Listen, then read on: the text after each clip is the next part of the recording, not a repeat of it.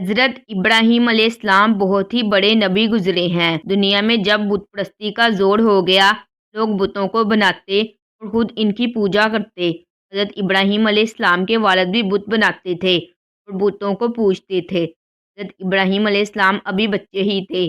وہ دیکھتے میرے والد اور دوسرے لوگ خود ہی مٹی اور لکڑیوں سے بتوں کو بناتے ہیں، پھر ان کو خدا سمجھنے لگتے ہیں۔ وہ حیران ہوئے، کس قدر بیوقوف لوگ ہیں یہ، ان بے جان مٹیوں کو خدا سمجھ رہے ہیں۔ حضرت ابراہیم علیہ السلام کا بتوں کو توڑنا۔ حضرت ابراہیم علیہ السلام ان لوگوں سے کہتے، تم لوگ کیوں ان بتوں کو پوجتے ہو؟ یہ تمہیں نہ کوئی نفع دے سکتے ہیں نہ نقصان۔ مگر وہ جواب دیتے، جو ہمارے باپ دادا کرتے ہیں وہی ہم کر رہے ہیں۔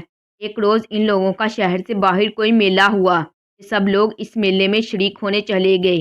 حضرت ابراہیم علیہ السلام اس میلہ میں نہ گئے۔ ان کے پیچھے حضرت ابراہیم علیہ السلام ملک کے بڑے بت خانے میں گئے اور وہاں کے سب بتوں کو توڑ ڈالا سوائے ایک بڑے بت کے، اور کلہاڑی جس سے بتوں کو توڑا تھا اس بڑے بت کے کندھے پر رکھ دی۔ اس سے یہ معلوم ہوتا کہ یہ سب اسی نے توڑے ہیں۔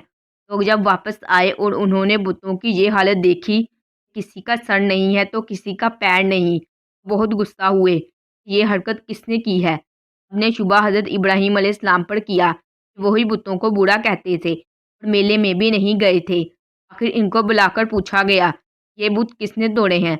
حضرت ابراہیم علیہ السلام نے جواب دیا، مجھ سے پوچھنے کی بجائے اپنے خداؤں سے کیوں نہیں پوچھتے جن کی تم عبادت کرتے ہو کہ ان کو کس نے توڑا ہے، وہ خود بتا دیں گے۔ ان لوگوں نے جواب دیا کہ آپ کو معلوم ہے یہ بول نہیں سکتے۔ حضرت ابراہیم علیہ السلام نے کہا کہ پھر تم کیوں ایسے بیکار خداؤں کی پوجا کرتے ہو؟ حضرت ابراہیم علیہ السلام نے کہا کہ دیکھو کلہاڑی بڑے بت کے کندھے پر رکھی ہے، یہ کام اسی کا معلوم ہوتا ہے، اسے پوچھو۔ یہ لوگ بہت ناراض ہوئے اور ان کے باپ سے شکایت کی کہ تمہارا بیٹا ایسی حرکت کر رہا ہے، اس کو سمجھا لو ورنہ اچھا نہیں ہوگا۔ حضرت ابراہیم علیہ السلام نے اپنے باپ کو سمجھایا اور بت پرستی سے منع کیا اور عرض کیا، اے باپ میں ڈرتا ہوں تم پر خدا کا کوئی عذاب نازل ہوئے، اور کہا تم میرے پاس سے ہمیشہ کے لیے چلا جا۔ آپ نے باپ کو سلام کیا اور کہا میں چلا جاتا ہوں لیکن تمہارے لیے مغفرت کی دعا کرتا رہوں گا۔ پھر حضرت ابراہیم علیہ السلام اور آگ۔ وہاں کے بادشاہ نمرود کو جب معلوم ہوا کہ حضرت ابراہیم علیہ السلام بتوں کی پوجا سے منع کرتے ہیں اور ایک خدا کی دعوت دیتے ہیں تو اس نے ان کو اپنے دربار میں بلایا اور آپ سے جھگڑا کرنے لگے۔ حضرت ابراہیم علیہ السلام نے فرمایا، میرا خدا تو وہی ہے جو مارتا بھی ہے اور جلاتا بھی ہے۔ نمرود نے کہا، میں بھی مار سکتا ہوں اور جلا سکتا ہوں۔ چنانچہ اس نے ایک قیدی جس کو سزائے موت کا حکم ہو چکا تھا آزاد کر دیا اور ایک بے گناہ کو پکڑ کر قتل کرا دیا اور کہا کہ اب بتاؤ میرے اور تمہارے خدا کے درمیان کیا فرق ہے؟ حضرت ابراہیم علیہ السلام نے کہا کہ میرا رب ہر روز سورج مشرق سے نکالتا ہے، تم اسے مغرب سے نکال دو۔ پر نمرود لاجواب ہو گیا اور حکم دیا کہ ابراہیم علیہ السلام کو زندہ جلا دیا جائے۔ چنانچہ بہت سی لکڑیاں